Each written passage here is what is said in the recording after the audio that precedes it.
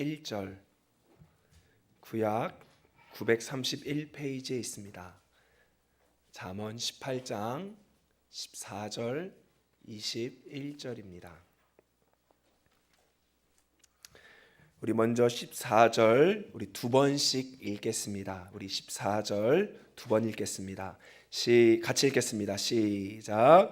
사람의 심령은 그 병을 능히 이기려니와 심령이 상하면 그것을 누가 일으키겠느냐. 한 번 더. 사람의 심령은 그의 병을 능히 이기려니와 심령이 상하면 그것을 누가 일으키겠느냐. 자, 21절 또 두 번씩 읽겠습니다. 시작. 죽고 사는 것이 혀의 힘에 달렸나니 혀를 쓰기 좋아하는 자는 혀의 열매를 먹으리라. 죽고 사는 것이 혀의 힘에 달렸나니 혀를 쓰기 좋아하는 자는 혀의 열매를 먹으리라. 아멘. 기도하겠습니다. 사랑의 하나님 아버지, 이 시간 예수님의 이름으로 간청합니다. 이곳에 위로부터 주의 성령을 부어주사 말씀이 선포될 때 그 자리에서 믿어지는 역사가 이루어지게 하여 주옵소서. 예수님의 이름으로 기도드립니다. 아멘. 할렐루야. 네, 잘 오셨습니다. 2008년도 EBS에서는 다큐멘터리 형식으로 동과 서라는 프로그램을 방영하였습니다. 이 프로그램의 내용은 미국의 심리학자인 리처드 니스벳 교수가 쓴 생각의 지도라는 책을 근거해서 만든 프로그램입니다. 이 내용은 이렇습니다. 동양인과 서양인의 세계관이 얼마나 다른지를 구체적으로 보여주는 실험이었습니다. 제가 그림 하나 준비했습니다. 여러분 한번 맞춰보시기 바랍니다. 보면 우주선 3개가 있습니다. 어느 우주선이 가장 앞쪽에 맨 앞에 있는 우주선입니까? 일반적으로 우리 동양 사람들은 빨간 화살표가 있는 밑에 있는 우주선이 가장 앞에 있다라고 답했습니다. 그러나 서양 사람들은 가장 위에 있는 파란 화살표가 있는 우주선이 가장 앞에 있다라고 말했다라는 것이죠. 똑같은 것임에도 불구하고 서로 보는 관점이 이렇게 다른 것입니다. 여러분, 서양 사람들은 자기 중심적인 사고를 합니다. 그래서 내가 보는 1인칭 관찰자 시점으로 내가 보는 방향이 바로 가장 앞에 있는 것입니다. 그런데 여러분, 동양인들은 상대방 중심, 바로 대상 중심의 사고를 합니다. 그래서 내가 보는 것이 아니라 상대방이 나를 보고 있다라고 생각하는 것이죠. 그래서 우주선이 나에게로 다가오고 있다라고 생각해서 맨 밑에 있는 우주선이 가장 앞에 있다라고 대답했다는 것입니다. 여러분 어떻습니까? 제가 한번 보도록 하겠습니다. 파란색 화살표가 제일 앞에 있다라고 나는 생각했다. 한번 손 들어 주실래요? 그러면 빨간색 화살표가 있는 우주선이 제일 앞에 있다라고 생각했다. 이게 전형적인 한국 사람들의 대답인 것입니다. 바로 여러분, 이것이 세계관의 차이인 것입니다. 제가 하나 더 여러분들에게 예시를 보여드리겠습니다. 혹시 여러분 과일 키위 아시죠? 이 키위를 안 좋아하는 사람이 있습니다. 그에게 이렇게 질문합니다. 너 키위 안 좋아하니? 라고 질문합니다. 그럼 여러분 뭐라고 대답합니까? 안 좋아하면 뭐라 그래야 되죠? 맞아, 나 안 좋아해, 이렇게 말하죠. 근데 여러분 서양 사람은요 이렇게 얘기합니다. No, 이렇게 말하는 거예요. 우리는 질문에 대답해서 안 좋아하면 맞아라고 말해야 되잖아요. 그런데 서양 사람은 자기가 좋아하면 yes, 싫어하면 뭡니까? No 라고 대답한다는 것이죠. 이것이 바로 세계관의 차이인 것을 말합니다. 그래서 우리는 어떠한 세계관을 갖냐에 따라 세상을 보는 눈은 달라지는 것이고 세상을 바라보는 모든 것들은 새롭게 변화가 되는 것입니다. 우리가 함께 읽은 잠언은 하나님을 믿지 않는 사람들도 가장 좋아하는 책입니다. 왜 그렇습니까? 이 잠언은 세상의 지혜가 세상을 살아가고 있는 이치에 대해서 잘 설명하고 있기 때문에 그렇습니다. 그런데 여러분, 이 잠언은 병원에서 처방하는 약처럼 잘 쓰면 약이 되지만 잘못하면 사람을 죽이는 독이 됩니다. 그렇기 때문에 우리 10장부터 31장까지 있는 개별 잠언들을 잘 해석하기 위하여 1장부터 9장이라는 건강한 해석적 렌즈, 다른 말로 이야기하면 잠언의 세계관을 우리 가운데 먼저 알려준다는 것이죠. 그래서 여러분이 이 1장부터 9장까지 말하고 있는 세계관, 잠언의 세계관을 가지고 이 잠언을 보지 않으면 우리는 사실 유익을 만나기보다는 독을 만날 가능성이 굉장히 많습니다. 그래서 저는 오늘 본문 18장을 살펴보기 전에 1장부터 9장까지의 이 세계관에 대해서, 잠언이 말하고 있는 세계관에 대해서 먼저 정립하고 본문을 보도록 하겠습니다. 여러분, 이 내용은 제가 연구한 것이 아니라 총신대 구약학자인 김희석 교수의 박사 논문을 그대로 제가 가지고 온 것입니다. 먼저 여러분, 기록 목적부터 보도록 하겠습니다. 잠언은 누가 썼습니까? 바로 지혜의 왕 솔로몬이 썼습니다. 이 솔로몬이 어리석은 자를 슬기롭게, 그리고 또 지혜로운 자를 더욱더 지혜롭게 하기 위해서 이 잠언이 쓰여진 것입니다. 그러면서 젊은이들 향해 이런 말합니다. 너희가 금을 구하는 것보다, 진주를 구하는 것보다, 때로는 배우자를 구하는 것보다, 좋은 회사를 구하는 것보다, 따라합시다, 지혜를 구하라. 왜냐하면 여기에 더 중요한 가치가 있기 때문에 그렇습니다. 왜 그렇습니까? 여러분, 잠언 3장에 보면요, 이렇게 말합니다.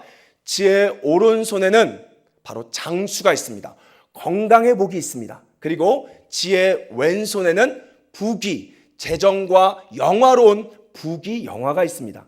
그리고 나서 이 지혜를 따라 사는 길에는 뭐가 있습니까? 평안이 있다라고 말한다는 것이죠. 그렇기 때문에 너희들은 돈도 중요하고 아내도 중요하고 삶의 사업도 중요하지만 그것보다 더 중요한 것이 지혜를 얻으면 이 모든 것을 다 가질 수 있다라고 젊은이들에게 말한다는 것이죠. 저는 예전에 건강하고 돈 많으면 걱정이 없을 줄 알았습니다. 근데요, 건강하고 돈 많아도 걱정 있다 없다? 있는 거예요. 제가 아는 한 부동산 부자인 집사님은요, 집값 떨어졌다라고 막 잠을 못 잔대요. 우리 생각에서는 그깟 그렇게 부자가 1, 2억 떨어졌다라고 왜 잠을 못 자냐 할지 모르지만요, 여러분 보십시오. 전교 1등한 애도요, 2등해서 자살하는 경우 있습니까? 없습니까? 있죠. 여러분, 세상이 주는 축복은요, 좋을지 모르지만 마음의 평안까지는 없습니다. 그러나 이 지혜는 건강과 물질과 마음의 평안까지 있다는 것이죠. 그래서 여러분 4장에 보면요, 이 솔로몬 이렇게 말합니다. 나는 우리 아버지 다윗과 비교해 봤을 때 유약하다, 연약한 아들이다. 그러나 이 지혜를 만남으로 말미암아 지금 엄청난 복을 누리고 있다라고 하며 지혜를 자꾸 자랑하고 소개하고 있습니다. 그러면서 이제 본격적으로 4장에서는 이 지혜를 여자로서 의인화하여 표현하고 있습니다. 제가 스크린 준비했습니다. 잠언 4장 6절 말씀. 네, 나왔죠? 잠언 4장 6절. 함께 읽겠습니다. 시작.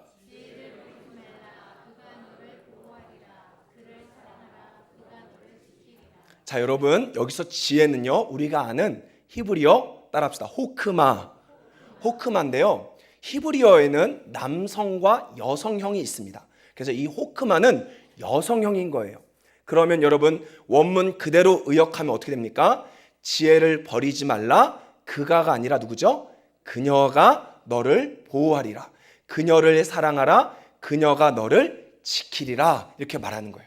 그래서 솔로몬이 바로 지혜를 여자로 의인화하여 너희가 그녀를 사랑하면, 그녀와 결혼하면 너희 인생이 대박 날 것이고 그 지혜가 너를 지킬 거야 라고 말한다는 것이죠.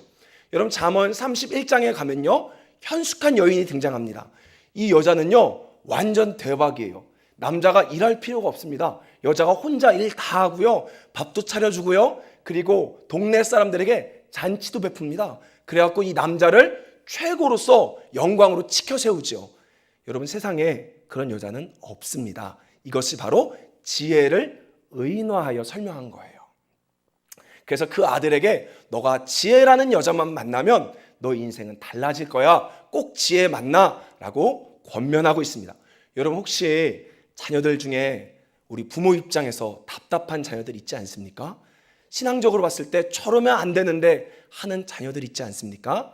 여러분, 그때요, 잔소리할 필요 없습니다. 이거 해라 저거 해라 말할 필요가 없어요. 우리 자녀가 지혜만 만나면 될 줄로 믿습니다. 이 지혜는 엄청난 축복이 있다는 것이죠. 그런데 문제는 무엇이냐? 이 지혜와 결혼하지 못하게 방해하는 우매, 다른 말로 이야기하면 음녀가 등장합니다. 이것이 바로 잠언 5장부터 시작되는 거예요. 근데 이 음녀는 어떤 특징을 가지고 있냐면 꿀을 가지고 있대요. 그래서 처음에는 꿀같이 다나 그 뒤에는 쑥과 같이 써서 그 사람이 마지막에는 스올, 지옥으로 보낸다라는 것입니다. 이 음녀는요, 두 날을 가진 칼같이 날카로워서요, 사람을 죽이는 음녀가 있다라고 말한다는 것이죠. 그래서 사람들은 이 지혜를 만나야 되는데 이 음녀라는 장애물 때문에 지혜를 계속해서 못 만나고 있음을 우리 가운데 성경은 말해주고 있습니다. 이 지혜의 정체가 뭐냐? 이방 여인인 거예요. 이것을 이샤 짜라라고 말하는데 제가 뒤에 설명하도록 하겠습니다. 혹시라도 여러분 기억하십시오. 이 음녀의 정체를 이방 여인, 이교도, 잘못된 신앙을 말합니다. 자, 그러면서 다시 지혜로 돌아가면요, 아까 지혜를 뭐 했다 그랬죠? 여자로 뭐 했다 그랬습니까? 의인화했다라 그랬죠. 그러면서 여러분 5장에 보면요, 말미에 이 여자를 구체화합니다. 뭘로 구체합니까? 따라합시다. 아내. 그래서 여러분 잠언 읽다 보면요, 너의 아내와 합하라, 아내로 만족하라, 이런 말씀 나오죠. 이건 단순히 부부 이야기라는 것이 아닙니다. 바로 지혜를 여자로 의인화하고 바로 구체화해서 아내로 표현한 것입니다. 그리고 여러분 아까 말했던 이 음녀를 6장에 넘어가면 뭐라고 구체화하냐? 따라합시다. 유부녀. 유부녀 말하는 거예요. 왜냐? 여러분 유부녀를 만나면 어떻게 되죠? 남편이 있습니다. 그래서 이 남편 때문에요, 유부녀를 만난 사람은 부끄러움을 당하게 되고 그의 목숨을 잃게 되는 것입니다. 이처럼 음녀가 얼마나 무서운지를 설명하기 위해 바로 유부녀로 구체화했습니다. 자, 우리가 6장까지 들었죠? 그럼 여러분 누구와 결혼해야 되죠? 지혜랑 해야 되죠. 근데 너무나 재밌는 것은요, 7장에 넘어가면 젊은 남자가 누구를 만납니까, 여러분? 유부녀를 만나는 거예요. 이런 경고를 들었음에도 불구하고 7장에 가면 이 젊은 남자가 유부녀를 만납니다. 왜 그렇습니까? 바로 지혜가 광장에서 외치는 소리와 유부녀가 광장에서 외치는 소리가 똑같기 때문에 그렇습니다. 제가 쉽게 이해하도록 프리젠테이션 준비했습니다. 잠언 9장을 보십시오. 자, 여기 보면요, 지혜와 음녀의 인식론적 한계. 자, 보십시오. 먼저 지혜가 어디 있습니까, 여러분? 성읍 높은 곳에 있습니다. 그 잠언 9장 4절 우리 프리젠테이션 한번 읽어보세요. 시작. 어리석은 자는 이리로 돌이키라 라고 말하죠. 자, 그리고 나서 우매를 보십시오. 우매가 어디 있습니까? 성읍 높은 곳에. 그리고 나서 뭐라고 말합니까? 어리석은 자는 이리로 돌이키라. 자, 뭐라고 말합니까? 지금 지혜가 하는 말과 음녀가 하는 말이 어떻습니까, 여러분? 똑같아요. 그래서 우리는 잠언을 통해 지혜를 만나야 되는데 만날 수 있다 없다? 없다는 것입니다. 쉽게 말하면요, 잠언이 하는 말이나 저 해민 스님이나 성철 스님이 하는 말이나 같다는 거예요. 거기도 보면 뭐라고 말합니까? 긍정적으로 생각해라, 말 잘해라 얘기하고 있는 거죠. 잠언이 하는 말이나 자기 개발서의 내용이 비슷하다는 것입니다. 그래서 우리는 잠언을 통해 지혜를 만나야 되는데 많은 사람들이 이 지혜를 만나지 못하고 누굴 만납니까? 음녀를 만나는 거예요. 그래서 처음에는 조금 잘 되다가 결국 그의 마지막은 무엇입니까? 스올, 지옥으로 내려간다는 것이죠. 이것이 바로 지혜와 음녀의 인식론적인 한계라는 것입니다. 그럼 여러분, 지혜를 어떻게 만날 수 있을까요? 어디 가면 지혜를 찾을 수가 있죠? 어디 가면 찾을 수 있죠? 교회 가면요. 자, 지혜가 어디 있습니까? 자, 그 지혜의 속성에 대해서 잠언 8장 30절을 이렇게 말합니다. 제가 이것도 프리젠테이션 준비했습니다. 잠언 8장 30절 우리 한번 읽어봅시다. 시작.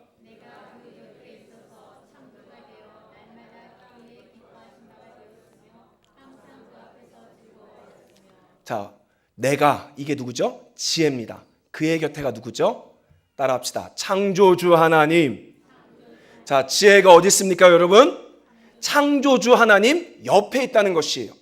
그래서 여러분 잠언 1장 7절에 여호와를 경외하는 것이 지혜의 근본이다. 자, 잠언 9장 10절에 뭐라고 말합니까? 여호와를 경외하는 것이 지식의 근본이다. 아멘. 그래서 우리는 항상 이 개별 잠언을 보기 전에 먼저 따라합시다. 여호와를 경외하자. 여러분 자녀들에게 가르쳐야 될 것은요, 먼저 하나님 두려워하는 것을 가르쳐야 됩니다. 이 하나님 두려워하는 것을 모르고 단순히 이 성경을 봐버리면요, 축복받을 수 있습니다. 그러나 그의 마지막은 무엇입니까? 멸망길로 간다는 것이에요. 그래서 이 잠언은 안전장치로서 너희가 잠언을 보면 반드시 축복받게 될 것인데 그 전에 여호와 경외하는 것부터 배워야 된다. 이것을 우리 가운데 말씀하고 있다는 것이죠. 여러분, 그러면 하나님을 경외하는 건 무엇입니까? 하나님 경외하는 게 뭐죠? 경외는요, 야레입니다. 히브리어 야레는 실존 앞에 떠는 것을 이야기합니다. 근데 사실 우리가 이 경외를 이 땅에서 제대로 설명할 수는 없습니다. 근데 제가 그래도 쉽게 이해하도록 한 가지 예를 들어보도록 하겠습니다. 여러분, 군대 가면 무궁화 2개 있는 게 계급이 뭐죠? 중령. 잘 하시네요. 이 중령을 뭐라고 말합니까? 이 대대 안에서 뭐라 그러죠? 대대장이라 그래요. 여러분, 중령부터요, 제가 알기로는 그렇습니다. 중령이 되면, 이 대대장이 되면 지휘봉이 생깁니다. 지휘봉. 그 전까지는요, 지휘봉 가지고 다닐 수가 없어요. 그리고 대대장이 되면 군용 레토나가 생깁니다. 그래서 그때부터는요, 높아지는 거예요. 그래서 일반 병사들은 이 대대장만 봐도 벌벌 떱니다. 그래서 여러분 재밌는 게요, 대대에 대대장이 출근하면요, 이 깃발이 올라갑니다. 아십니까? 그리고 대대장이 퇴근하면 깃발이 이렇게 내려가요. 그래서 내려갔으면 대대장님이 없구나, 이렇게 보면 됩니다. 근데 너무나 재밌는 게 하루는 이 대대에 별이 2개. 여러분, 별 2개면 뭐죠? 소장. 아파트 소장 아니고 군대 소장. 이 소장이 옵니다. 이 소장이 계급이 직책이 사단장인 거예요. 진짜 저희 부대에 이 사단장이 왔는데요, 깜짝 놀랐습니다. 여러분, 그때부터요, 이 중령이, 이 위험했던 이렇게 지팡이 갖고 막 이렇게 했던 중령이 갑자기 야, 이 지휘봉 치워 이러더니만 2등병으로 바뀝니다. 그러더니만 야, 대대장, 그러니까 중령 누구 이렇게 대답하는 거예요. 저희가 너무 웃겼습니다. 아니, 저렇게 높은 대대장님이 어떻게 별 2개 앞에 2등병이 될까? 여러분, 왜 그렇죠? 계급 때문이 아닙니다. 2차 지휘관이기 때문에 그렇습니다. 여러분, 2차 지휘관이 뭐냐면 2차 지휘관들은요, 따라합시다. 인사권을 가지고 있는 거예요. 그러니까 여러분, 소위들은 2차 지휘관이 누구냐? 대대장입니다. 그리고 중대장의 2차 지휘관은 연대장, 대대장의 2차 지휘관은 사단장입니다. 그래서요, 2차 지휘관이 오면 자신의 인사권을 가지고 있기 때문에 벌벌벌 떠는 거예요. 조금만 찍히면 바로 진급 안 돼버립니다. 여러분, 이게 바로 이런 개념이 경외입니다. 하나님이 우리를 만든 줄 믿습니다. 그리고 그 하나님이 우리를 다스리고 있음을 믿습니다. 그리고 그 하나님이 마지막 때 심판하심을 믿습니다. 여러분, 하나님은요, 우리의 인사권을 가지고 있습니다. 죄송하지만요, 당회가 저를 뽑아서 제가 부목사로 온 게 아닙니다. 누가 부른 거죠? 하나님이. 마찬가지로 성도님들도 똑같습니다. 내가 그냥 가련동 사니까 서울 서교에 온 거야? 아닙니다. 하나님이 인사권을 가지고 이 교회로 부른 줄 믿습니다. 그래서 여러분, 이 하나님을 알게 되면요, 두려워지는 거예요. 벌벌 떨게 되는 것입니다. 왜? 하나님한테 찍히면 잘못되니까. 바로 이 경외하는 마음을 먼저 갖는 자들이 잠언을 읽을 수 있는 것입니다. 제가 묻겠습니다. 때로는 여러분에게 질병이 있고, 때로는 여러분의 자녀가 망가지고, 때로는 여러분의 배우자가 불의의 사고를 당할지라도 하나님은 여러분의 주님 맞습니까? 여러분의 정말 자녀보다, 여러분의 정말 사업장보다, 내가 사랑하는 배우자보다 하나님이 더 소중한 분이심을 믿습니까? 여러분, 그렇다라고 하면 우리는 이제 여호와 경외의 렌즈를 가지고 이 본문을 볼 수 있는 것입니다. 이제 본문으로 들어가 보도록 하겠습니다. 오늘 본문 18장 14절 말씀. 오늘 본문 18장 14절 제가 스크린 준비했습니다. PPT 18장 14절. 자, 함께 읽도록 하겠습니다. 시작. 사람의 심령은 그 병을 능히 이기려니와. 자, 원래는요, 여러분, 잠언 18장을 자세히 읽어보면요, 이게 단순히 병 고치는 이야기가 아닙니다. 바로 사람과의 관계라는 문맥 안에서 시작된 내용이에요. 그래서 사람과의 관계 가운데 마음 상해버리면 그 사람은 회복이 안 된다, 그 말 하려고 이 본문이 나온 것입니다. 여러분 1차적으로는 그걸 기억하시고 말씀을 들으시기 바랍니다. 타 종교에도요 기적이 있습니까? 없습니까? 있습니다. 여러분 불교도 병을 고칩니까? 안 고칩니까? 고칩니다. 제가 TV 보니까요, 맞는지는 모르겠는데 병 고치는 스님이 있어요. 귀신 쫓는 스님이 있습니다. 그리고요, 카톨릭에도 병 고치는 신부님, 귀신 쫓는 신부님이 있습니다. 그리고 여러분 명상, 때로는 최면도 병이 나아요, 안 나아요? 낫습니다. 요즘에는요, 너무 재밌는 게 큰 대학병원에서도요, 최면을 통해서 치유하는 것들이 있습니다. 정신치유를 제가 깜짝 놀란 게 병원에서 최면 치유를 하는 거예요. 그리고 여러분 인도에 가면 차크라 명상법 들어봤습니까? 바로 인간의 에너지가 한 중심인 차크라에 있는데 생각을 집중하면 이 차크라가 열려 기적을 경험할 수 있다라는 것이죠. 여러분 이 타종교에도요 이런 일들이 있습니다. 그러면 타종교에 능력이 있는 것입니까? 아닙니다. 타종교의 능력이 있는 것이 아니라 바로 인간의 생각의 능력이 있기 때문에 그렇습니다. 원래 하나님께서는 인간의 마음을 통하여 이 땅을 다스리도록 만들어 주셨습니다. 그러나 인간이 범죄함으로 이 마음이 부패했습니다. 근데 중요한 것은 완전히 부패해서 없어진 것이 아니라 이 마음의 기능이 일부 남아있는 것이에요. 그래서 이 마음이 먹은 대로 때로는 환경들이 다는 아니지만 바뀔 수 있다 없다? 있다라는 것이죠. 그래서 그 마음의 힘이 있기 때문에 성경은 이 마음이 병을 다스릴 수 있다라고 이야기하는 것입니다. 여기서 이긴다는 것은 싸워 이기는 것이 아니라 컨트롤한다는 거예요. 그래서 여러분 보면요, 우리 막 내적 치유 이런 데 가보면 마음이 용서가 해결되면요, 많은 경우 류마티스 관절염 그리고 아토피 피부가 치유되는 것들을 많이 볼 수 있습니다. 왜 그렇습니까? 마음과 육신, 마음과 세상이 연결되어 있기 때문에 그렇습니다. 그래서 오늘 본문에는 바로 이 마음을 잘 지켜야 된다라고 말하고 있다는 것이죠. 여러분 그러면 마음을 어떻게 지켜야 합니까? 우리가 크게 세 가지로부터 지켜야 합니다. 자, 첫째 따라합시다. 상처. 여러분 우리 마음에 상처가 있으면요, 이 하나님의 말씀이 안 믿어집니다. 그리고 부정적인 판단을 하게 돼요. 왜곡적인 선택을 하게 됩니다. 그게 어디서 나옵니까? 여러분 잘 아시는 사무엘상에 보면 사울이 나옵니다. 사울은요 베냐민 지파, 이 상처 많은 사사기에 보면요 아주 몰락한 상처 많은 베냐민 지파 출신입니다. 그렇기 때문에 이 사무엘이 와서 하나님이 너를 왕으로 세웠어 이렇게 말했는데 믿습니까? 안 믿습니까? 안 믿는 거예요. 왜? 마음에 상처가 있으니까 내까짓 게 베냐민 지파인데 어떻게 나를 왕으로 세웠냐라고 안 믿죠. 그래서 여러분 사무엘이 어떻게 한 줄 아십니까? 지붕에 데리고 가서요 밤새도록 이야기하고 제사장만 먹는 고기를 먹였습니다. 그러면서 너가 얼마나 귀한지 아느냐라고 막 설득했어요. 그제서야 사울이 조금 믿었습니다. 근데 여러분 일생 가운데 이 마음의 상처 때문에, 시기 질투 때문에 그의 왕은요 몰락하게 된 것이죠. 여러분 마음의 상처가 있으면요 하나님의 자녀됨의 권세를 누릴 수가 없습니다. 믿으십니까? 저는요 좀 부끄러운데 어렸을 때 저희 아버지가 사업을 했습니다. 근데 여러분 사업하시는 사람들의 특징이 뭐죠? 잘 될 때는 엄청 잘 되고 안 될 때는 쫄딱 안 되죠. 그래서 고정적인 것들을 못했어요. 예를 들면 어렸을 때 제가 종합학원을 다녔는데 아버지가 사업이 어려워서 야 아빠가 다음 달에 줄 거니까 너 그냥 다녀라 이런 말을 하셨습니다.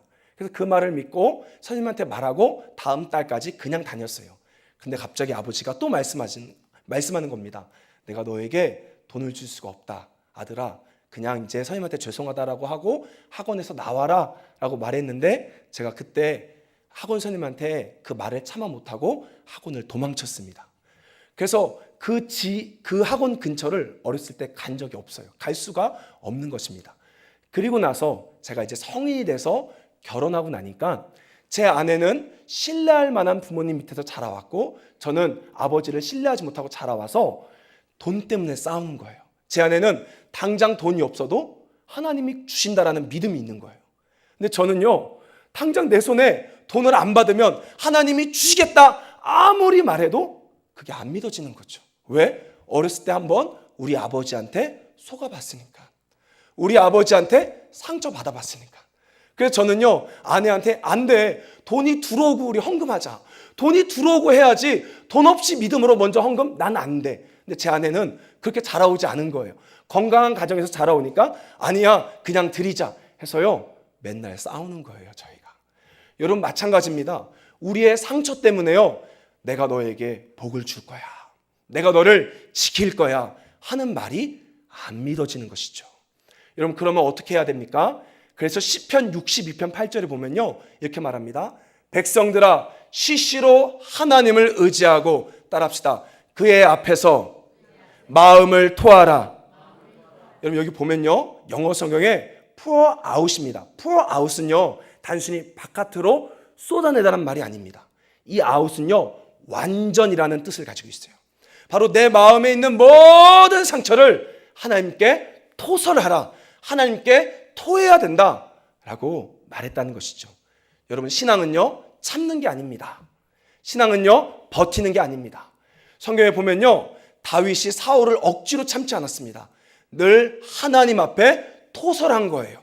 그러면서 그 주님의 은혜가 커지니까, 따라합시다, 인내하게 되었다. 믿으십니까? 우리가 기다리고 참는 것이 아니라 인내하게 되는 거예요. 하나님의 은혜 가운데 인내할 수 있는 것입니다. 그래서요, 여러분, 우리는 먼저 말씀을 경험하기 전에 우리의 아픈 상처, 왜곡된 상처를 주님께로 토해야 될 줄로 믿습니다. 그리고 또 하나 더 중요한 거 있습니다. 여러분, 상처를 토하면 끝나는 게 아닙니다. 반드시 회개해야 합니다. 왜 그렇죠? 여러분, 상처의 시작은 자아사랑입니다. 자기 사랑에서부터 나오는 거예요. 성경은 자기를 사랑하라고 말하지 않고 자기를 부인하라고 했습니다. 그렇기 때문에 하나님, 제가 상처받은 죄에 대해서 여러분이 회개하고 자아를 십자가에 못 박을 수 있길 소망합니다. 그리고 오늘 본문에 이 마음을 지키기 위해서 또 두 번째로 이렇게 얘기합니다. 걱정과 근심으로부터 지켜야 합니다. 여러분, 걱정과 근심은 무엇을 말합니까? 바로 하나님을 신뢰하지 못하는 거예요. 다른 말로 이야기하면 사단을 믿는 것입니다. 걱정과 근심의 뿌리는 뭐죠? 내가 하려고, 내가 처리해야 되니까 걱정과 근심이 오는 것입니다. 제가 사역하면서요, 가장 힘들었던 게 이제 주일학교 사역할 때 수련회 준비하는 거예요. 여러분, 수련회 준비하면요, 아시다시피 막 갑자기 오기로 한 애들이 목사님 못 와요 막 이러는 거죠. 그리고 실컷 준비했는데 일정대로 안 됩니다. 그래서 막 진땀을 빼요. 스트레스를 엄청 받습니다. 그러다 하루는 이제 제 사역 끝나고 다른 친구 사역하는데 제가 한번 도와주러 갔습니다.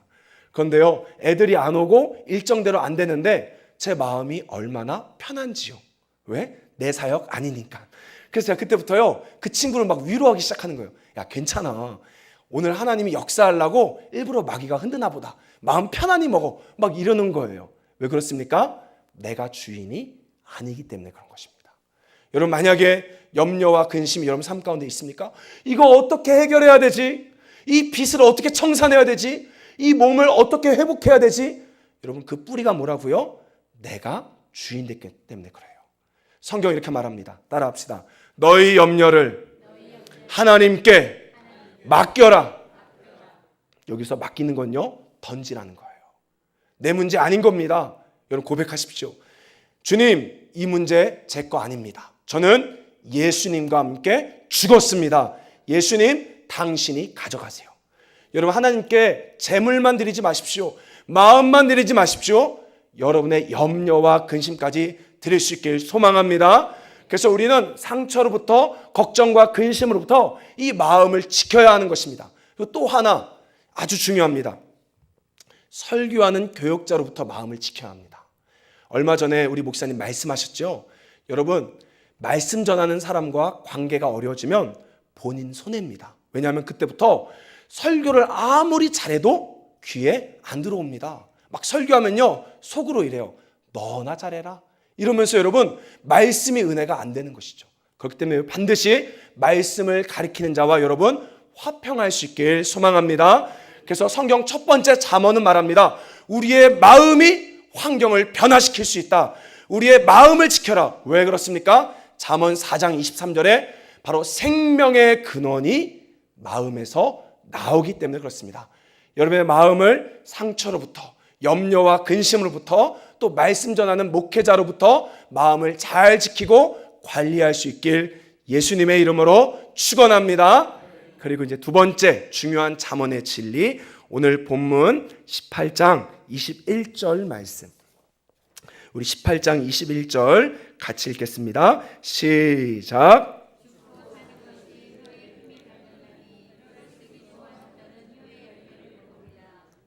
자, 여러분, 이 18장의 문맥이 뭐라고요? 먼저 사람 간의 관계 가운데 나온 것입니다. 그래서 말 한마디로 사람을 얻을 수 있고 말 한마디로 평생 친해도 왼수가 될 수 있다, 이 말 하는 것입니다.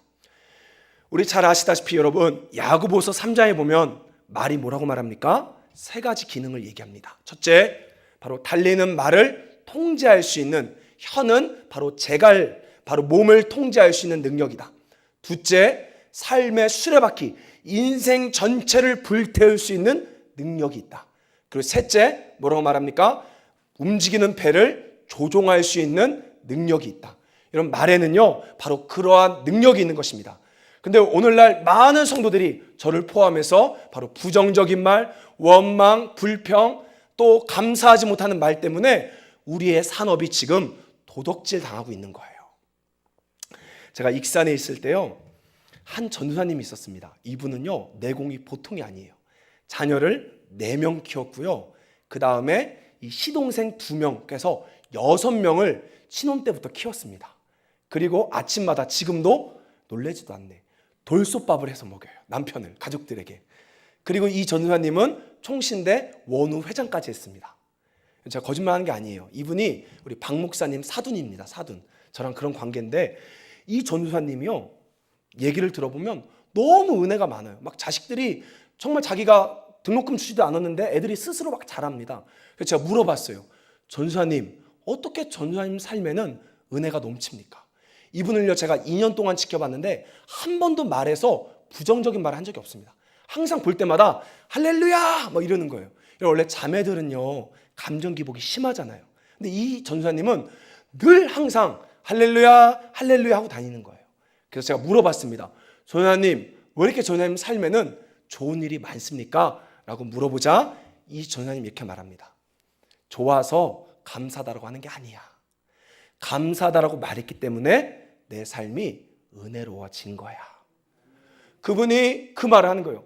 한번 생각해 보세요, 여러분. 전도사가 애 넷을 키웁니다. 그리고 시동생 2까지 키워요. 여자에서는 아마 성경 볼 시간도 없었을 거예요. 몸이 다 망가집니다. 여러분, 애 넷 놓으면 몸 다 망가지잖아요.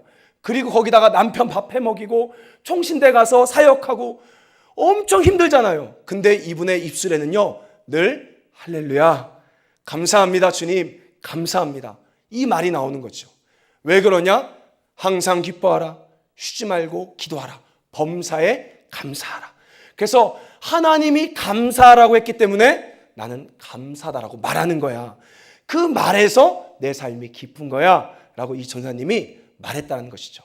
저와 여러분의 인생이 감사가 가득하길 소망합니다. 우리의 입술이 감사가 넘치길 소망합니다. 여러분, 자꾸 안 된다, 짜증난다 말했기 때문에 우리 삶이 그렇게 묶이는 것입니다. 성경에 보면요, 말은요, 보이지 않는 영적 세계와 보이는 세계를 연결하는 능력이 있습니다. 믿으십니까? 여러분, 말은요, 아주 신기한 능력이 있어요. 보이지 않는 세계를 보이게 하는 능력이 있습니다. 이건 말이에요. 그래서 예수님께서는요, 이런 이야기합니다. 마태복음 9장에 보면 야이로 회당장 딸이 죽게 되었습니다. 이때 예수님 뭐라고 말하죠? 죽은 것이 아니라 잔다. 죄송해요. 이렇게 말하면 좀 그렇지만 약간 제정신이 아니죠. 왜? 죽은 사람 앞에서 뭐라고 말합니까? 잔다라고 말했죠. 왜 그렇습니까? 우리가 지금 하고 있는 말들은 현상, 보이는 세계에 근거해서 말한 것입니다. 여러분, 저도 알아요. 여러분, 어려운 거 저도 압니다. 공부 못하는 거 저도 알아요. 때론 여러분 삶이 아픈 거 저도 알아요. 근데 여러분, 원래 말은요, 보이는 세계를 말하는 게 아니었습니다. 바로 보이지 않는 하나님의 말씀을 이 땅에 말하는 존재인 거예요. 그래서 예수님은 죽은 거 알지만 죽었다라고 말하지 않고 따라합시다. 잔다. 아멘. 우리의 삶이요, 생각해 보세요. 지금 많은 사람들은 보이는 현상에 근거해서 말합니다. 근데 성경의 말은요, 그렇게 말하지 않았어요. 성경은 보이는 세계를 말하는 것이 아니라 보이지 않는 하나님의 말씀을 믿고 보이는 세계에 선포했다라는 것이죠. 남미에 가면요, 카브레라는 목사님이 있습니다. 여기는요, 10만 명 교회 목회하는 담임이에요. 이거 실제입니다. 40년 전에요, 한 아기 엄마가 이 목사님에게 자기 아기를 데리고 왔습니다. 그래서 이 목사님이 아기를 자세히 보니까요, 태어날 때부터 귀가 없이 태어난 거예요. 그래서 이 목사님이 안타까운 마음에 울면서 하나님, 이 딸에게 귀를 달라고 기도합니다. 몇 번을 기도하고 또 왔는데요, 보니까 귀에 빨간 점이 생겼대요. 근데 이 목사님 마음에 믿어진 거예요. 그래서 뭐라고 말했냐? 예수의 이름으로 귓바퀴가 생길지어다 선포하는데요, 그 자리에서 부채같이 쫙 이렇게 펴졌대요. 안 믿어도 상관없습니다. 10만 명 모이는 교회예요. 실제 사실입니다. 여러분, 말에는요, 그러한 능력이 있습니다. 저는 여러분에게 지금 긍정의 힘을 말하는 건 아닙니다. 잠언 1장부터 9장까지 바로 하나님을 경외하는 이것이 준비가 되지 않는 상태에서 단순히 좀 복 좀 받아봐야지, 은혜 좀 받아봐야지 하면 그 사람은 이 땅에서 조금 잘 되다가 음녀를 만날 것입니다. 그러나 정말로 하나님을 사랑하고 하나님이 중심이 되어 나를 통해 주님의 나라가 넓혀지기 원하는 성도들, 교회들은요, 반드시 잘 돼야 되는 것입니다. 왜냐하면 우리는 분명한 목적을 가지고 있습니다. 바로 하나님 중심이기 때문에 그렇습니다. 근데 마지막으로 하나 더 이야기할게요. 여러분, 복은요, 단순히 물리적인 복만 말한 거 아닙니다. 자, 마가복음 10장 30절 제가 PPT 중간에 준비했는데요. 마가복음 10장 30절. 자, 보십시오. 마가복음 10장 30절. 우리 함께 읽겠습니다. 시작.